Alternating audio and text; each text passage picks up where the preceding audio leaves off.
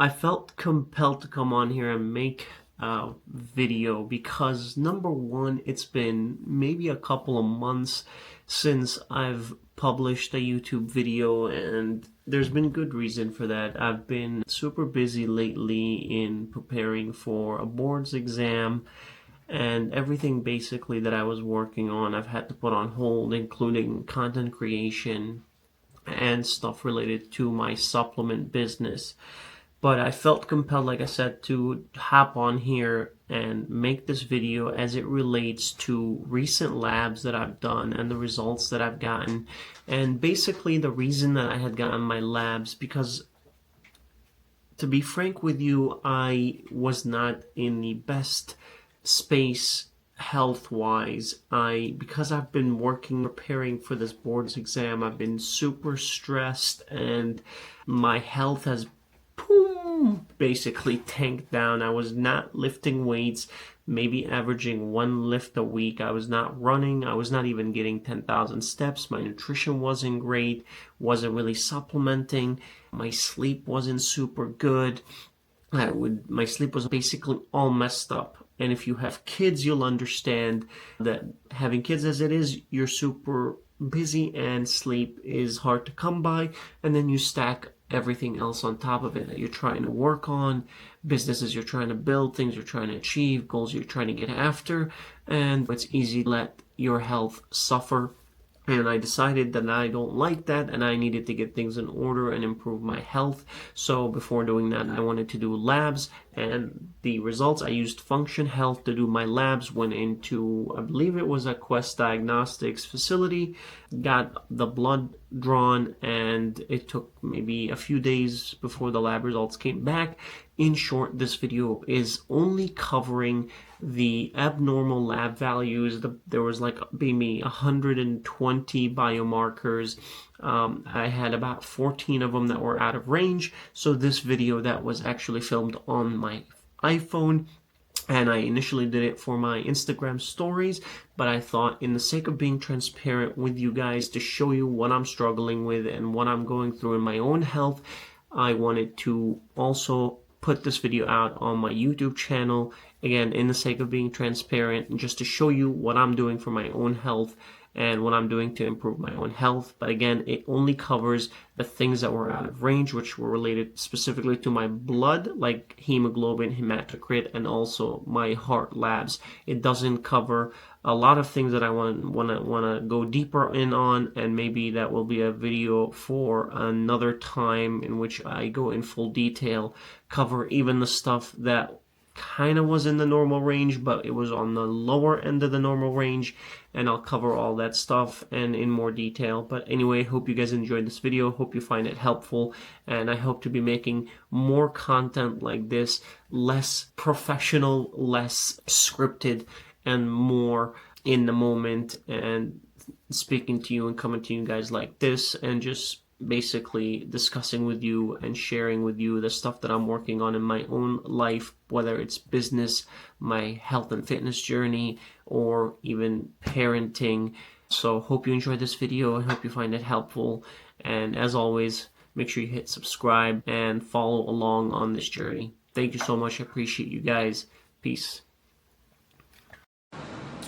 Alright, like I posted earlier, I got my advanced labs, including my heart health labs, back, and while a lot of my numbers overall looked great, there were a few important ones, especially in the heart labs, that were elevated, and I figured I'd just walk you through them here, just in the sake of being transparent, just to show you what I'm doing for my own health, and frankly because in traditional or conventional medicine, not a lot of people get these advanced or in-depth health labs done. So in the sake of being transparent again and just educating you, here is the result. Let's start off with the good news, shall we? So the good news is that my blood sugar, insulin, triglycerides, HDL, blood pressure, and most of the standard markers look really good. So if you only looked at a traditional cholesterol panel, you would probably think everything was fine. And if you looked at me, I look clean, you'd think that everything is fine and I'm healthy. But the labs tell a different story. But here's where advanced testing tells a different story, at least for me. My ApoB and LDL particle number are elevated.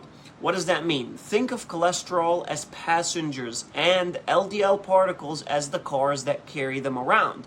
Most cholesterol tests measure how much cholesterol is inside the cars.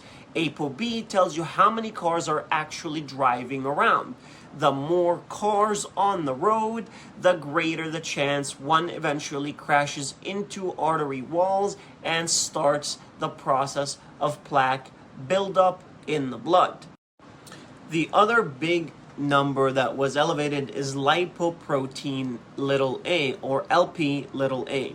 Mine is elevated because of genetics. That's very common, especially when you have elevated LP little a. Unlike regular cholesterol, you cannot significantly lower LP little a with diet or exercise.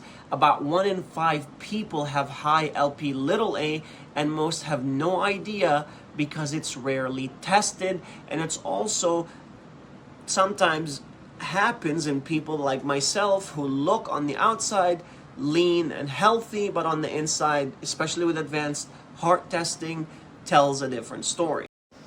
Let's keep going, shall we? I also have more small and medium LDL particles than I'd like, and a mildly elevated hsCRP, which is basically a marker of inflammation. These don't guarantee heart disease down the road, but when they show up together with high ApoB and LP little a, they do suggest that it's worth for me being more aggressive about prevention. Alright, so why are these elevated despite the fact that I exercise on a regular basis, eat fairly healthy? For me, the biggest reason is genetics. LP little a is inherited. ApoB and LDL particles are influenced by genetics too, but they're also affected by diet, body fat, exercise, thyroid function, and other lifestyle factors. So, knowing all this, what's my plan going forward? Number one is to continue exercising and place a much greater emphasis on it now than I had done in the past. Number two, keep body fat in a healthy range. And number three, increase my omega-3 intake because my omega-3 index is lower than I'd like. And number four, eat more fiber and minimize my saturated fat from the biggest contributors in my diet, so likely less steak and cheese, butter, all that stuff. And if these numbers stay elevated in the future, then I'll be having a conversation with a cardiologist about medications that will lower ApoB, like statins or other LDL lowering therapies. Alright, so now, what about treating my LP little a? Since mine is genetic, diet and exercise won't be lowering it very much, unfortunately. But the good news is there are some medications like PCSK9 inhibitors that can lower LP little a by about 20 to 30%, while also dramatically lowering LDL and ApoB at the same time. There's also new medications that are designed specifically to target LP little a that are currently in late-stage clinical trials and could become available in the next few years. Until then, the best strategy for me is to aggressively control the risk factors I can actually change, especially ApoB, LDL particles, blood pressure, exercise, and not smoking.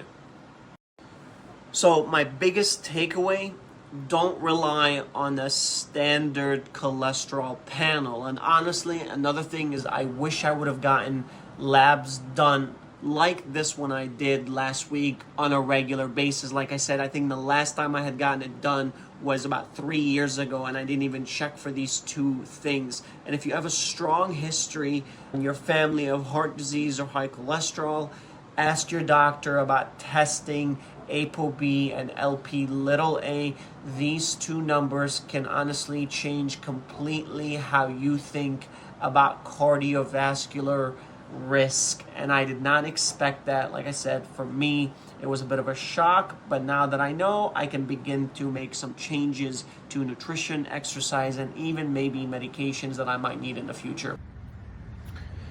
So for the thalassemia, I didn't really talk about a plan for it yesterday when I uploaded those stories. That's because there's really not a whole lot that I can do for thalassemia to correct it. It's genetic, and even iron supplementation won't make sense because my iron is not low. So there's not a whole lot that I can do. Obviously, there's things that I can do in terms of making sure I'm exercising, make sure my nutrition's on point, make sure I'm sleeping well.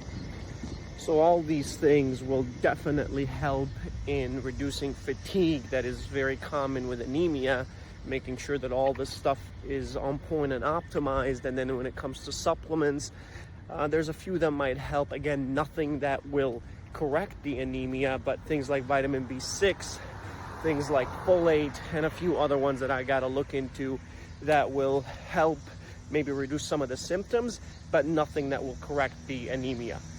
I was thinking about this last night. One thing that we all take for granted, myself included, is the blessing that it is to be in good health and to be healthy.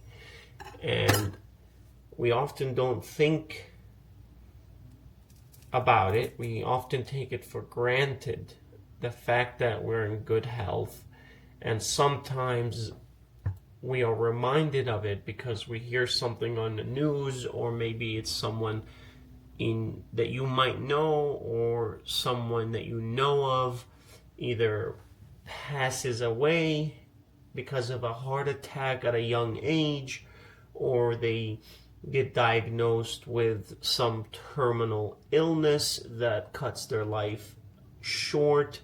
And it's in those moments that I feel, at least for me, that I'm reminded of the fact that I am blessed to be in good health, and I am blessed to be free of any disease, and nothing is granted in life. And that's why I try to remind myself, because day to day, in the absence of such news as it relates to people dying or people being diagnosed with terminal illness, it's very hard to remind yourself of that, because you get caught up in the day-to-day stuff and you forget that the foundation is, you forget that one of the most important things that you have going for you, at least that's what I think, is being in good health.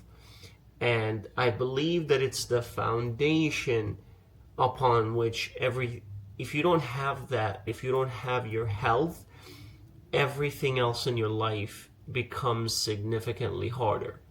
Even basic things like squeezing a lemon into a glass of water if you have a terminal illness. Like this, I recently saw an interview with a 40-year-old football player. I forgot his name, but he's young, he's in his 40s, and he was diagnosed with ALS, and now he can't use his hands, he can't talk, he can't walk. So it's in those moments that I feel like I'm reminded of how blessed I am to be in good health, and that I should never take it for granted, and I should always show gratitude for it. And not only that, but I should make sure that I'm doing everything that I can to stay healthy, taking care of my health, because there are things that I can't control.